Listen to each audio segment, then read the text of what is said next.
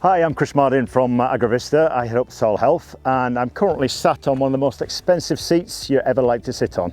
And that's the big issue at the moment, the price of nitrogen. So what can we do to help growers really make that stretch a little bit further?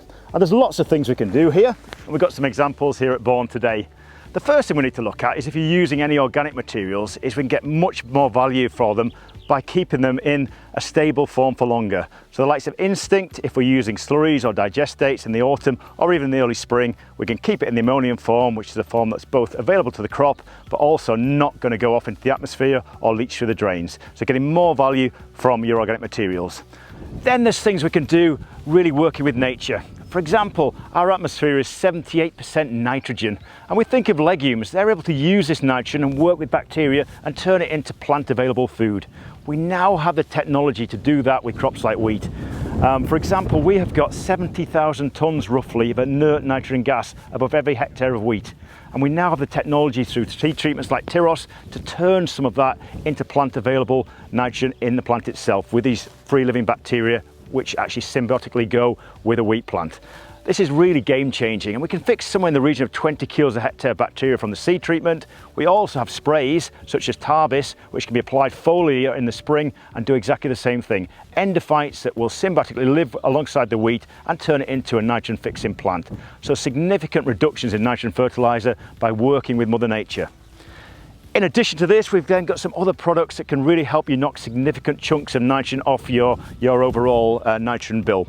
For example, we've got LCBF Boost here, which is a molasses-based product and yeast extract, which is really designed to feed soil biology. But because it's also a carbon source, it makes nitrogen use so much more efficient. And over the season, we'll be looking to reduce our nitrogen applications by 40 to 50 kilos by applying a season's long of 40 litres a hectare of Boost. And that's working incredibly well, not only from a nitrogen point of view, but also from feeding soil biology and getting our soils functioning more efficiently. Also, we have products to the left here, such as methylated urea, such as MZ28, and this has been incredibly successful for the last few years.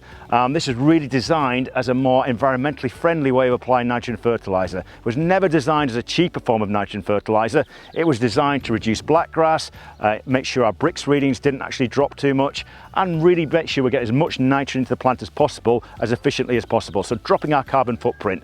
But because of the price rise of nitrogen, it's suddenly become very cost effective as well. So what we're looking to do here in winter wheat is replace the last 50 kilos a hectare of nitrogen with around about 35 litres a hectare of this MZ28, round about growth stage 32, and that has been working incredibly successfully for the last 20 years. So there's a lot of things we can do to really start to drop or reduce your reliance on bagged fertilizer and get the biggest value you can from some of these products.